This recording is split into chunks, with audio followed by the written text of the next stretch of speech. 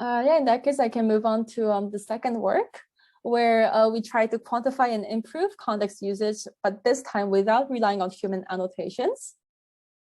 And so going back to our original question, machine translation models that incorporate context do not seem to perform much better than the sentence level baselines. So we wanted to understand why and how we can make it perform better.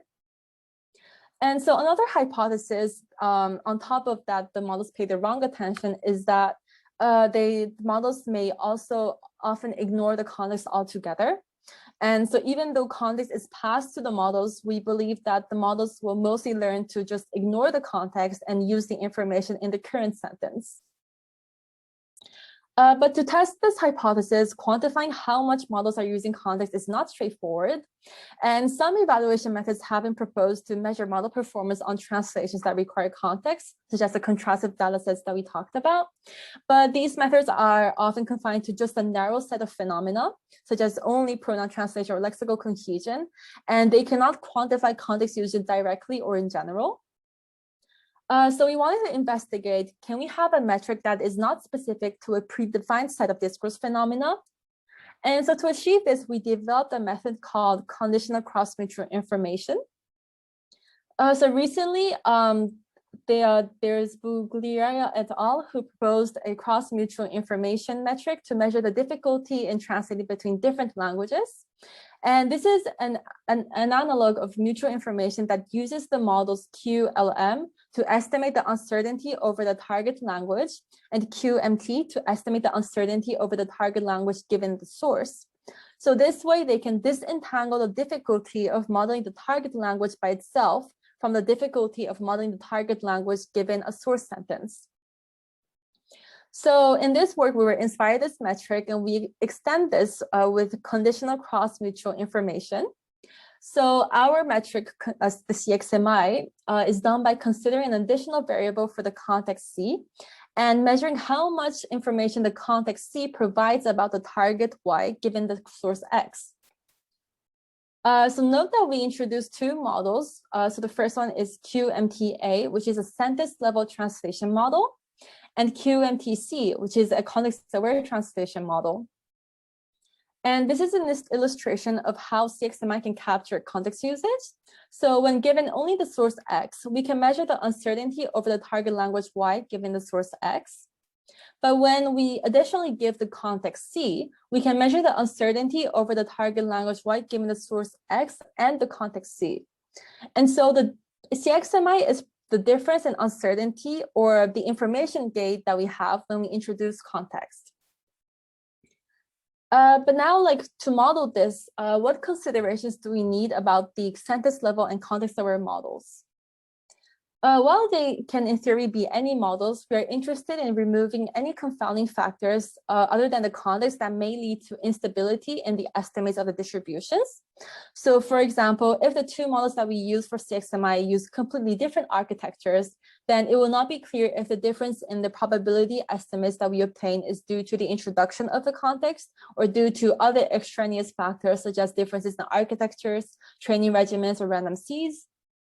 So this is why in practice, we only consider a single model that is able to translate with and without context. And we will see later how we can train a single model to be both the context agnostic and the context dependent models to calculate CXMI. So we now describe the experimental setup to measure context usage by concatenation-based machine translation models. So specifically, we train a concatenation-based transformer model, which is the same model that we used in the previous work, on IWSOT 2017 dataset for both English to German and English to French. And we also consider a pre-trained setting with a larger model where we pre-train the transformer large by doing sentence level translation on the parallel corpora. And on top of machine translation metrics such as Boolean comment, we also evaluate on contrastive data sets again for pronoun resolution and lexical cohesion. So during training, a random context size between 1 and 4 is sampled uniformly in every example in a batch. This way, the model that we train can be used to translate the same source with, without, and with different context sizes, and thus be able to translate based on any context size in that interval. And then we measure the CXMI for different levels of context on both the source and target sides. So we find that the models seem to use target side context more than the source side context, especially for pre-trained models. And we also find that including more and more context will yield diminishing increases in context usage, which hints that there's a sweet spot between the complexity of including more context and the information that we gain from doing so. We also compared our metric CXMI to contrasted data sets. So this table shows the point by serial correlation coefficient between the per sample CXMI and the binary random variable that takes the value 1 if the contextual model that we trained picks the correct translation and the non-contextual model picks the incorrect one.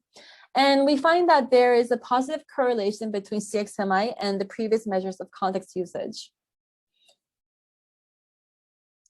So motivated by the previous results that demonstrate the limited context usage of models that is trained using the standard maximum likelihood training paradigm, particularly with respect to more distant context, we now want to know if it's possible to modify the training methodology to increase how much models use context in general.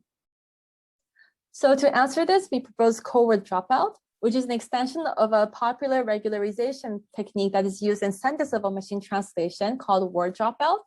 But we extended this to the context-aware setting. So the intuition behind this is that by dropping information from the current source instead of the context, we increase during training the relative reliability of the context. And therefore, we provide the inductive bias to the model that context is important for the translation. So to give an example of how Codeword Dropout is performed, given this sentence, have we got her report? Yes, it's in the infirmary already, where the context is in italic. During training, certain words in the sentence will be dropped, and this way the model will be encouraged to look at the context for more information. So to measure the impact of Codeword Dropout on context usage, we considered the same setup of models trained with dynamic context size and with increasing dropout value. And we find that Codeword Dropout can consistently increase the CXMI of models trained with it, which leads that this methodology can lead to models that use the context more. And now we want to assess the impact of Codeword Dropout on the translation quality itself. So we trained 4 models with increasing levels of Codeword Dropout. So we first have a baseline model that is given no context, and then a model with like one target sentence as a context and no context in the source side, as well as a model with one source and one target contextual sentence to the model. And then another architecture where we use a different encoder to encode the contextual sentence. And we evaluate our models on Blue and Comet. So we find that for non-pre-trained models, Codeword Dropout consistently improves the performance of the contextual models when compared to models that were trained without it, and with the sentence level baseline with the same values for word dropout. And for the pre-trained case, the improvements are not as noticeable, although models with the Codeword Dropout perform on par or outperform models that are trained without Codeword Dropout. So this is perhaps a reflection of the general trend that better models are harder to improve, or perhaps it is a byproduct of having pre-trained the model on a sentence level corpus. And we find that Codeword Dropout is also helpful for the multi-encoder model on top of the concatenation model. And the scores improve consistently. So this shows that our method can be helpful for context-aware architectures other than concatenation-based ones. And in contrastive evaluations, improvements are also consistent with Codeword Dropout. So we can see that in general, increasing Codeword Dropout leads to improved performance, particularly for models that are not pre-trained.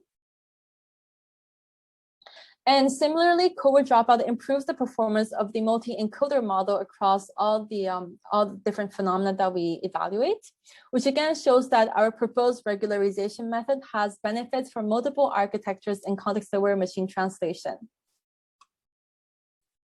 So this concludes the second part of my talk, and I have a third work that I will present, but I would like to pause if there's any questions about this before.